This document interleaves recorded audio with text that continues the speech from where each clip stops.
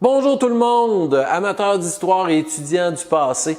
Au printemps 1832, une épidémie se pointe à l'horizon. Des immigrants britanniques et irlandais malades débarquent à Québec, favorisant ainsi la propagation du choléra.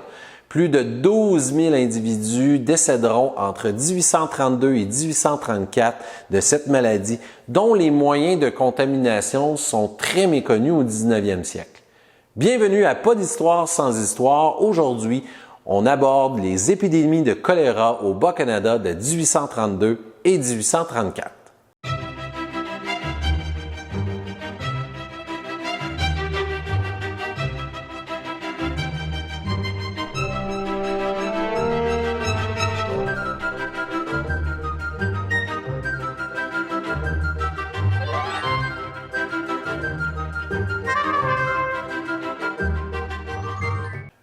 Le choléra est une maladie causée par une bactérie, la Vibrio cholerae. La propagation de la maladie se fait par l'ingestion d'eau ou d'aliments préalablement contaminés. L'hôte présente tout d'abord des maux de ventre puis souffre de diarrhée aqueuse accrue qui cause des épisodes sévères de déshydratation et d'insuffisance rénale, donc problème avec les reins. En d'autres termes, tu vomis, tes reins ne fonctionnent plus et tu meurs. À moyen terme, ces conditions mènent au décès du malade. Depuis 1826, une importante épidémie d'une étrange maladie provenant de l'Asie fait rage sur le vieux continent. En provenance du Bengale, le choléra se propage par la mer Méditerranée et la mer Caspienne pour atteindre les principales villes européennes de l'Ouest au début des années 1830. Il n'y a rien d'étonnant dans cette propagation puisqu'elle suit les routes commerciales de l'époque. Au mois de février 1832, les autorités coloniales du Bas-Canada, ayant connaissance de ce drame de l'autre côté de l'Atlantique, prennent la décision de construire une station de quarantaine sur la Grosse-Île, à 46 km en aval de Québec sur le fleuve Saint-Laurent. L'idée est de retirer les voyageurs malades, voire ici les immigrants, entre 7 et 14 jours, le temps que la maladie disparaisse, avant de les autoriser à se rendre dans l'un des grands centres urbains de la colonie. Lors de sa première année d'activité, la station de quarantaine de Grosse-Île accueille un peu plus de 51 000 immigrants qui y seront examinés.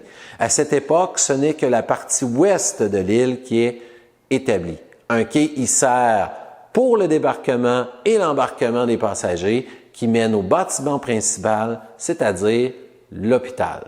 Par la suite, s'ajoutent au cours de la même année et des suivantes quelques habitations pour les travailleurs au centre de l'île. En mai et en juin, deux bateaux en provenance de Dublin, l'Elizabeth et le Carricks, accostent à Grosse-Île. À leur bord, plusieurs immigrants irlandais malades fuyant la famine qui sévit dans les îles britanniques. Plusieurs présentent des symptômes, mais d'autres absolument aucun. Ils sont asymptomatiques. Les connaissances étant limitées au sujet du choléra à l'époque, seuls les malades symptomatiques sont mis en quarantaine. Dans les jours suivants, plusieurs des immigrants débarqués à Québec présentent des symptômes, mais il est déjà trop tard. Le 9 juin, le journal Québec Mercury rapporte que sur 13 cas connus dans les dernières 24 heures, 7 sont morts de la maladie, un petit peu plus que la moitié. L'épidémie éclate à Québec puis à Montréal. Entre mai et octobre 1832, on dénombre plus de 8 000 décès dans la colonie du Bas-Canada dus au choléra. En 1834, la seconde épidémie en ajoute 4 000 au total. C'est au cours de cette première épidémie en 1832, puis de la seconde en 1834, que les autorités médicales, lire ici les médecins, essaient divers remèdes expérimentaux afin de trouver une solution durable. L'usage de drogues telles que l'opium est quelquefois recommandé pour soulager des douleurs. Certains médecins en viennent à prescrire l'ingestion d'huile de castor, de camphre ou encore d'un peu d'arsenic. Bon, en faible dose, je l'espère bien. Cependant, ils s'accordent également à utiliser de vieilles méthodes qui ont fait leurs preuves, telles que la saignée ou l'ingestion de solutions émétiques, qui provoquent d'importants vomissement. Les mesures inefficaces prises par les autorités ainsi que la méconnaissance de la maladie seront les principales responsables de la propagation du choléra. À la station de quarantaine de la Grosse-Île, un cimetière accueille en 1834 des centaines d'immigrants irlandais morts du choléra, soit lors du voyage en mer ou à leur passage à l'hôpital.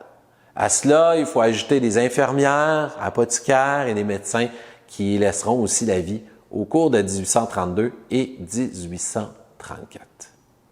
Eh bien voilà, c'est tout pour cette petite et courte capsule. Si vous avez des suggestions, n'hésitez pas à me les faire parvenir en commentaire. Je tiens à remercier le soutien du Centre de services scolaires des Trois-Lacs ainsi que la participation du Musée régional de Vaudreuil-Soulanges. À la prochaine, les amis.